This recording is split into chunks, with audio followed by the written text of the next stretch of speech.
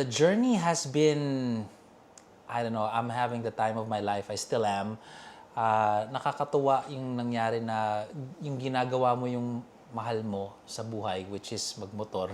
And to try out all of these different bikes all the time, get to travel, and get to curate all of these launches as well. And makagawa din ng event kung saan nagsasama-sama tayo lahat. It's a pretty good feeling.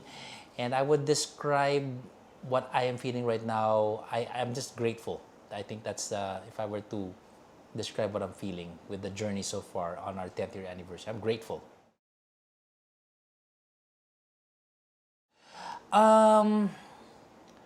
That's a pretty good question. I never thought of Makina as big within itself.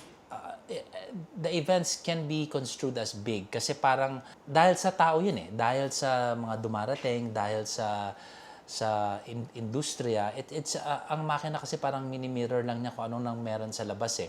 It's a good gauge to show what's going on outside, especially if you're doing these on-ground shows. So, I wouldn't say may turning point na tayo ay malaki. I never looked at it that way. I would just say that when I was already doing it for the 4th year na parang, consistent eh. So, the word is turning point on the 4th year, mas consistent si Makina. So, I wouldn't call it bigger. I would just say, okay, hindi na muna natin ito bibitawan. Parang ganun na nangyari. 4th year.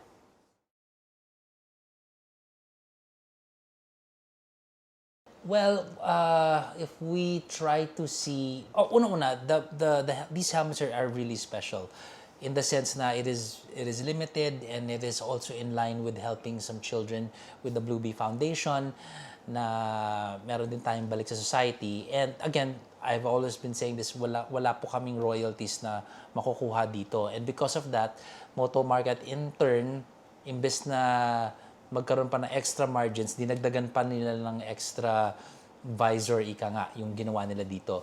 It is special in terms of, it kind of shows yung journey natin, like kung saan tayo galing from the past, talagang motor pa rin, and then currently where we are right now, and the future, in the sense na yung vision natin, we're gonna stick to it, di ba? If you look at the design, like for example, here, ito kasi, yung nakikita nyo ano yan eh, para yan yung tibok ng puso, di ba? Tuk, tuk, tuk, tuk, tuk, tuk. Hindi ko alam. Hindi ko alam ba't may ganyan siya.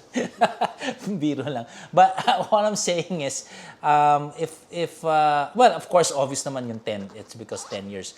But it represents a lot. Yung stages ng makina, from where we started, where we currently are, and where we want to go. So, yeah, LS2.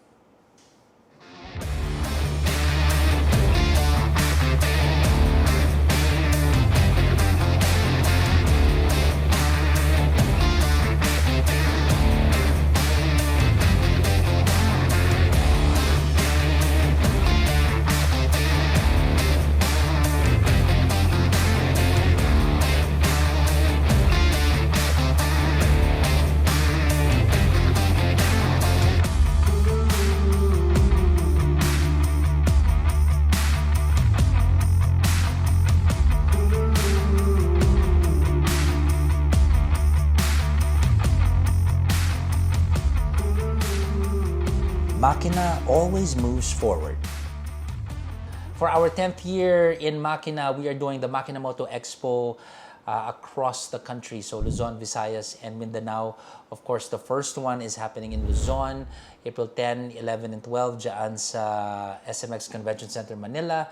And the second one is happening in August in Cebu.